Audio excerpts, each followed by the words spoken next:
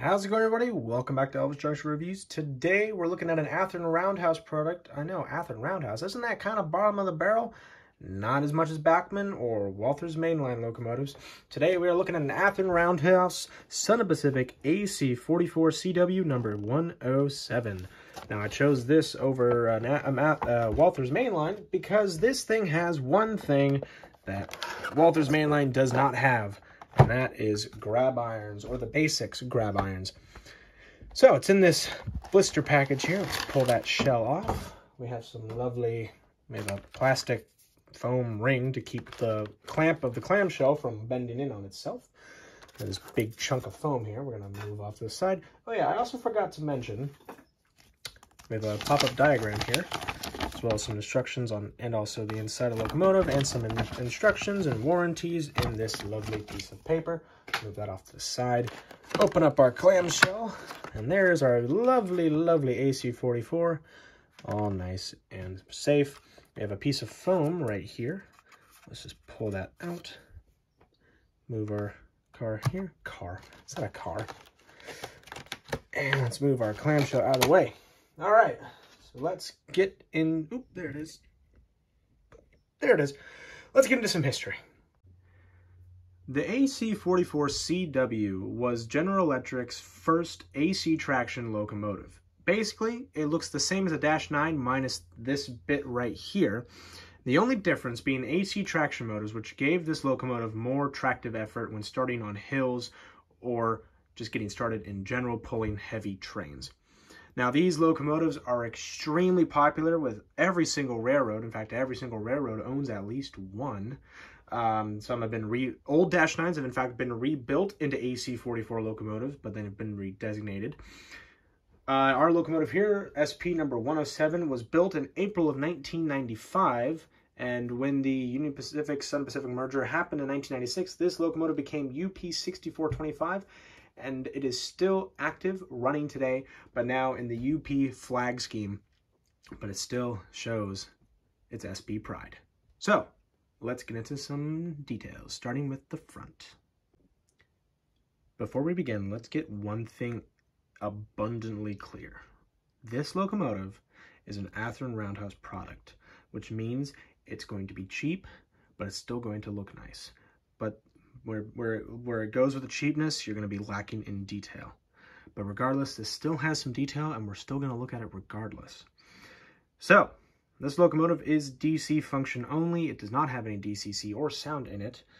But anyway, we're going to start from the top, work our way down to the bottom. There's not a lot of detail up front, but there's one thing I do like about this.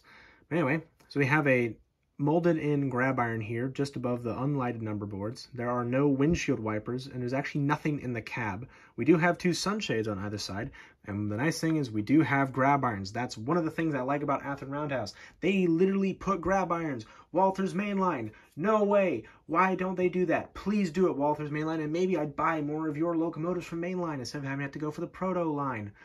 Anyway, so we have grab irons. We have one big one here. We have another big one right there. We have sand filler hatches and two individual grab irons just above the headlight nose part. We have grab irons that work our way from the top of the nose down to the bottom. Here is our headlight that does function. We have a door which has a window in it. Here's our lovely SP.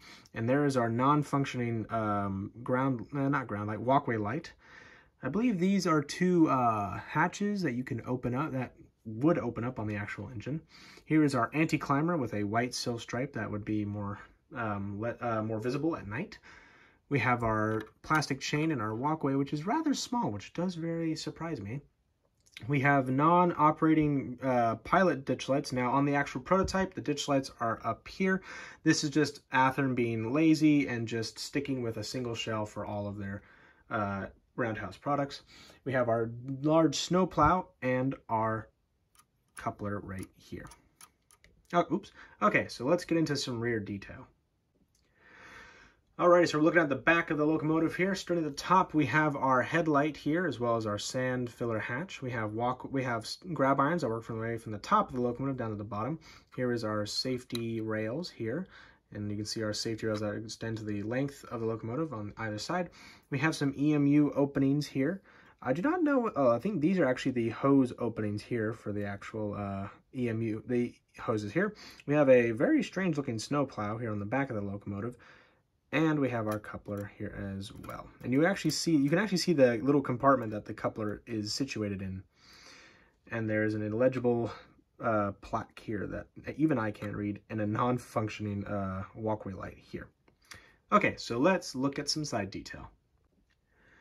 Alrighty, so looking at the side of the locomotive here on the conductor side, here you can see the Sinclair antenna on the top of the locomotive. Here's our sunshade that we mentioned earlier, the lovely 107. You can actually see the scarlet part of the bloody nose scheme here.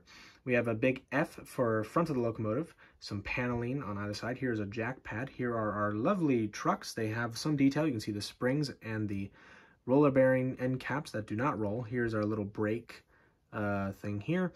Here is the bell. That does not work because this locomotive has no sound in it. We have some illegible writing all along the side of here locomotive here, even on the top here. Here are some vents. Moving our way forward, let's just roll the locomotive this way. You can see the lovely Southern Pacific speed lettering. That is a great looking logo. I love it very much. You can see the exhaust port here, a very nice big exhaust port on the long hood. Here is I think that's a Nathan P3. Please correct me if I'm wrong. I'm pretty sure I am wrong. Here is our fuel tank with the fuel gauge bar and the emergency shutoff buttons on either side of the fuel tank. Moving ourselves off to the radiator section here, you can see the radiator, which is similar to a Dash 9's radiator. It's basically the same type of radiator. We have some more vents for the dynamic brake area, as well as a brake, what is that thing called? A brake wheel, sorry. And we have our second jack pad here, and more illegible writing right there. Pretty much the same thing on the other side, minus this bit right here, but there is a doorway on the other side here. You can actually see it. There's a door right there to get into the cab. It's pretty much the same in here, except for the air tank reservoirs, and there's no brake wheel on this side. Okay, so let's get into my final thoughts. If you're looking for a great way to get into the hobby, or you just want a good-looking locomotive that's not super expensive and you still are going to run, not all the time, but like just maybe around the Christmas tree and also every so often, then this locomotive is right for you. It has actually decent good pulling power for being such a cheap locomotive. I believe I got this locomotive for roughly like $99 at my local train shop, so that was pretty good.